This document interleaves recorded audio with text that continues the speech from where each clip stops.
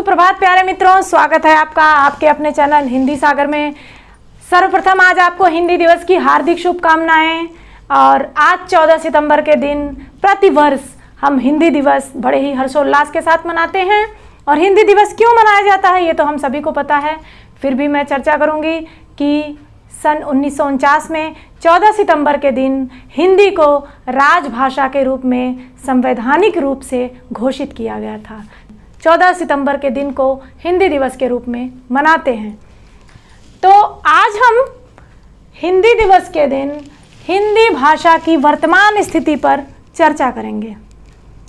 हिंदी भाषा की वर्तमान स्थिति क्या जो होनी चाहिए वही है, ये प्रश्न हमें स्वयं करना चाहिए। और प्रश्न करने के बाद जो उत्तर मिलेगा वो सर्वविदित है कि हिंदी भाषा की जो स्थिति होनी चाहिए उससे बहुत ही बुरी स्थिति में हिंदी पहुंच चुकी है। क्योंकि आज की युवा पीढ़ी ये कहते हुए गौरवान्वित महसूस करती है कि मेरी हिंदी थोड़ी कमज़ोर है, मेरी इंग्लिश स्ट्रॉन्ग है। तो इंग्लिश स्ट्रॉन्ग होनी चाहिए।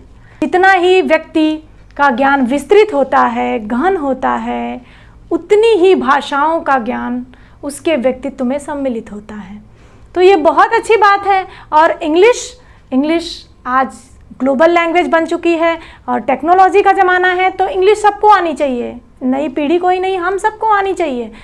लेकिन हिंदी को तिरस्कृत करते हुए नहीं, हिंदी को भूल कर नहीं, हिंदी को अवहेलना की दृष्टि से देखते हुए नहीं।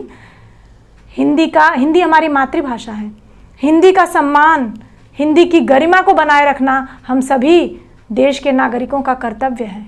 अधिकारों को तो हम सभी जानते हैं और अधिकारों के प्रयोग के लिए सदैव तटस्थ रहते हैं, लेकिन अधिकारों से पहले हमें कर्तव्य का ध्यान रखना चाहिए। अगर हम देश के नागरिक हैं तो मातृभाषा की गरिमा को बनाना, उसके यश को फैलाना, ये हमारा नैतिक दायित्व है, ये हमारा राष्ट्र धर्म है। तो आज बच्चे, अगर आज की युवा पीढ़ी हिंदी कहती है कि हमारी हिंदी कमज़ोर है, हिंदी को हेय दृष्टि से देखती है, हिंदी में बात करना पसंद नहीं करती है, तो क्या इसमें दोष उनका है? नहीं, इसमें दोष हमारी शिक्षा प्रणाली और हमारे शिक्षक, हम अभिभावकों का है। क्योंकि हम उनको जिस तरह का वातावरण देंगे, जिस तरह का परिवेश देंगे, उनका विकास उसी तरह से होगा। हम उनको इंग्लिश मीडियम में पढ़ा रहे हैं और इंग्लिश मीडियम में पढ़ाना बहुत ही आवश्यक हो गया है आज के युग में, क्योंकि उनकी इंग्लिश मातृभाषा नहीं है, लेकिन इंग्लिश आज जानना आवश्यक हो गया है। और इंग्लिश वो बोलते नहीं हैं, तो इंग्लिश पढ़ना उनके लिए एक बड़ा टास्क है। तो इंग्लिश आप पढ़ाइए, आप इंग्लिश का उन्हें अच्छा नॉलेज दीजिए। हीन भावना उनके अंदर ना आने पाए कि हमें ये लैंग्वेज नहीं आती है और इसमें बात करना मेरे लिए सहज नहीं है। तो इस तरह की स्थिति उनके सामने ना उत्पन्न हो, तो उनको उस तरह से इंग्लिश का नॉलेज दीजिए, उनकी इंग्लिश स्ट्रॉन्ग करिए। लेकिन हिंदी को उपहासित मत होने दीजिए, हिंदी की गरिमा को गिरने मत दीजिए। ये हम शिक्षकों का दायित्व है, हम अभिभावकों का दायित्व है। जब माताएं बच्चों के साथ कहीं बाहर जाती हैं, किसी सामाजिक आयोजन में जाती हैं, जब बच्चा इंग्लिश बोलता है तो माताएं गौरवान्वित महसूस करती हैं। लेकिन जब बच्चा हिंदी में बात करता है तो उनकी स्थिति सामान्य होती है। और जब बच्चा कहीं बाहर जाते समय पूछता है कि मम्मी 78 मतलब क्या होता है, मम्मी 14 मतलब क्या होता है, तो वो बताते हुए गौरवान्वित होती हैं कि मेरा बच्चा ना इंग्लिश मीडियम में पढ़ता है और इस स्कूल में पढ़ता है, वहाँ हिंदी बिल्कुल बोली ही नहीं जाती है। वहाँ पर गेट के अंदर एंट्री लेते ही इंग्लिश बोलना पड़ता है। गेट के अंदर एंट्री लेते ही इंग्लिश बोलना पड़ता है, क्योंकि इंग्लिश उनकी मातृभाषा नहीं, मैं बार बार कह रही हूँ, तो उनको अधिक अभ्यास की आवश्यकता है। लेकिन हिंदी उनकी मातृभाषा होते हुए भी अधिक अभ्यास की आवश्यकता नहीं है, फिर भी उनको नहीं आ रही है, शुद्ध उच्चारण नहीं आ रहा है, शुद्ध लेखन नहीं आ रहा है, शुद्ध पाठन नहीं आ रहा है, तो इसमें दोष किसका है? स्वयं हम हिंदी की गरिमा को गिरा रहे हैं। स्वयं हम शिक्षक, हम निजी विद्यालयों के संचालक हिंदी की गरिमा को बनाए रखने में कोई योगदान नहीं दे रहे हैं। हिंदी को सर्वप्रथम रखिए। हिंदी का ज्ञान जब हिंदी का शिक्षक दे रहा है तो वो पूर्ण रूप से उसमें हिंदी को ही रखे, हिंदी के अंकों को रखे, जिससे उनको हिंदी बोलने, हिंदी के शुद्ध शब्दों का उच्चारण करने का उसमें अभ्यास हो।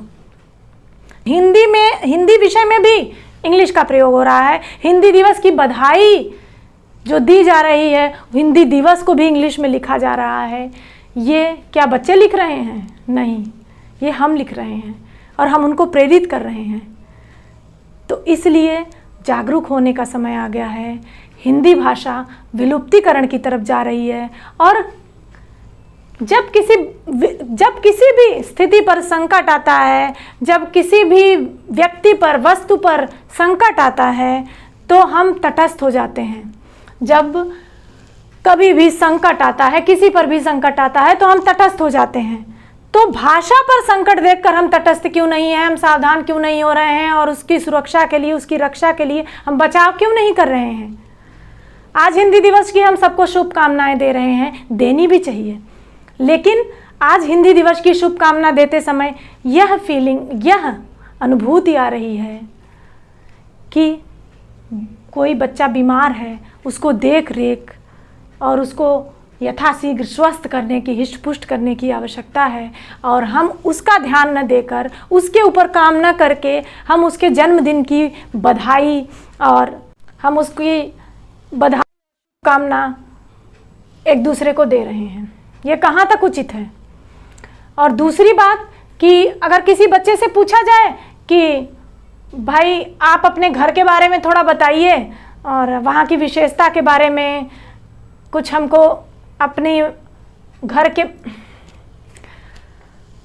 किसी बच्चे से पूछा जाए कि आप अपने घर के बारे में हमें बताइए और वहाँ की विशेषताओं के बारे में बताइए, तो वो बच्चा कहता है घर के बारे में मत पूछिए, अगर आप पड़ोसी के घर के बारे में पूछेंगे तो हम ज़्यादा बेहतर बता पाएंगे, घर के बारे में ज्ञान मेरा थोड़ा कमज़ोर है। तो ये कितना हास्यास्पद है। तो इस तरह की हास्यास्पद स्थिति मत उत्पन्न होने दीजिए। और हम सभी मातृशक्तियों से, अपने सभी शिक्षक गणों से, निजी विद्यालयों के संचालकों से या और आज के अभिभावकों से विनम्र अनुरोध करते हैं कि आप अपने बच्चों को इंग्लिश खूब सिखाइए और आपकी संस्था है तो उसमें बच्चों को इंग्लिश में फ्लुएंट बनाइए, लेकिन हिंदी की गरिमा पर कोई आंच ना आए। ये देश का नागरिक होने के नाते मातृभाषा के रक्षा के लिए दृढ़ संकल्पित होइए, क्योंकि अगर आज हम तटस्थ नहीं होंगे तो संस्कृत की तरह हिंदी भी विलुप्तिकरण की तरफ बहुत ही तेजी से अग्रसर हो रही है। विलुप्तिकरण का आशय आप इस उदाहरण से समझिए कि हमारा जो बच्चा है, अगर हम उसको कहते हैं कि बेटा ये हिंदी में लिख दो, हिंदी में प्रार्थना पत्र लिख दो, तो वो कहता है नहीं ये मुझसे नहीं हो पाएगा, उसमें बहुत गलतियां होंगी, इंग्लिश में कहिए तो मैं लिख दूं। दूसरी चीज़, कोई भी मंत्र आज हम अगर उसको लिख कर देते हैं तो वो कहता है कि इसको रोमन लिपि में लिख कर दीजिए, तब मैं इसका उच्चारण कर पाऊंगा, अन्यथा मैं इसमें असमर्थ हूँ। तो ये विलुप्तिकरण का बहुत ही बड़ा संकेत है। और आज हम जागरूक नहीं हुए तो कल संस्कृत भाषा की तरह हिंदी भाषा भी पूर्णतः विलुप्त हो जाएगी। और हिंदी भाषा नहीं है, भाव है, वो हमारे राष्ट्र की गरिमा है, हमारी गरिमा है, वो विलुप्त, अर्थात हमारी संस्कृति विलुप्त, हमारी सभ्यता विलुप्त। क्योंकि बच्चा जिस भाषा के संपर्क में रहेगा, जिस साहित्य के संपर्क में रहेगा, उसी संस्कृति का अनुकरण करेगा। अगर वो अंग्रेजी साहित्य के संपर्क में है, अंग्रेजी भाषा साहित्य के संपर्क में है, तो वो हिंदी संस्कृति को स्वीकार नहीं कर पाएगा, उसका अनुकरण नहीं कर पाएगा। अगर वो मातृभाषा भक्त नहीं है तो मातृभक्त नहीं हो सकता, पितृभक्त नहीं हो सकता, राष्ट्रभक्त नहीं हो सकता। तो इसलिए अपने देश के भविष्य को बचाने के लिए, अपने देश की युवा पीढ़ी के भविष्य को बचाने के लिए हमें आज हिंदी दिवस के दिन दृढ़ संकल्प लेना होगा कि हम अपनी क्षमता और अपनी योग्यता से भी ऊपर उठकर अथक प्रयास करके भी हिंदी की गरिमा को मिटने नहीं देंगे, हिंदी की गरिमा को अपने हृदय में भी स्थापित करेंगे और अपने बच्चों के हृदय में भी स्थापित करेंगे, और यदि शिक्षक हैं तो अपने छात्रों के हृदय में पूर्णतः भी स्थापित करेंगे। इसका हम संकल्प लेते हैं। इन्हीं विचारों के साथ हिंदी दिवस की एक बार फिर से हार्दिक शुभकामनाएं। जय भारत, जय हिंद।